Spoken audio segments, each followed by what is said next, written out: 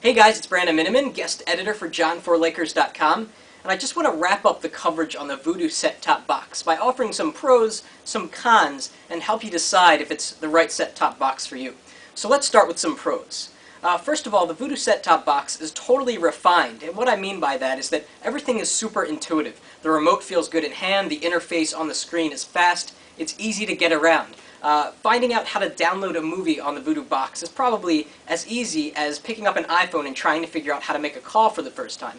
It's just very intuitive. Number two is that the Vudu set-top box has 1080p uncompressed content, which means that the audio is super clear, the picture is almost Blu-ray quality, and as far as I know, there's no other set-top box that offers such high-quality video and audio, which is really great if you have a great TV and a good sound system.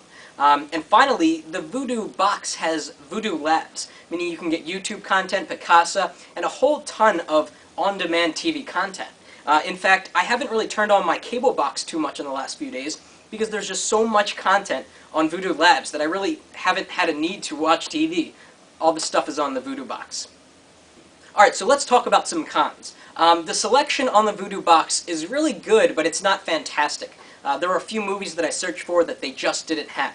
Vudu is a relatively new company, so probably in the near future that's probably going to change completely, and they're going to have almost every title that you could possibly want. Number two is that the renting window on the Vudu box is only 24 hours, and this is the case for all set-top boxes really, and I think it's kind of silly. If you come home from work on a Friday night or school, and you start a movie and you finish it on a Sunday afternoon or Sunday morning, the 24-hour period has ran out, right? On the Vudu box you can extend that viewing period for $1.99, but it's kind of silly because you already paid the money to rent it, right? If you go to Blockbuster and rent a movie, you can have it for 3, 4, 5 days sometimes, all for $4 or $5.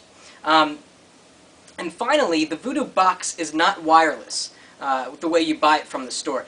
It has a wireless adapter that you can buy. It costs $49. It's actually on Amazon for $39, but you know, devices like the Apple TV, they have wireless built right in, because I don't think most people have a wireless or a wired Ethernet connection right next to their TV. So that's unfortunate. It adds to the cost. So overall, I think that if you already have a set-top box, if you have an Apple TV, or if you have a Roku player, or a PS3, or an Xbox 360, TiVo, etc., the Vudu set-top box may not offer enough to compel you to upgrade.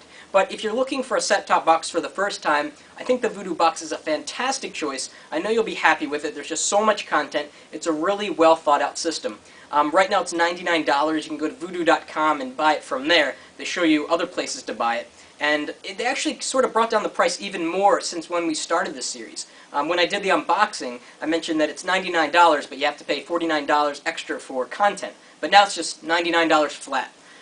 So I hope you enjoyed this series, and I hope I helped you to determine if the Vudu box is something that you would want. That's it for now.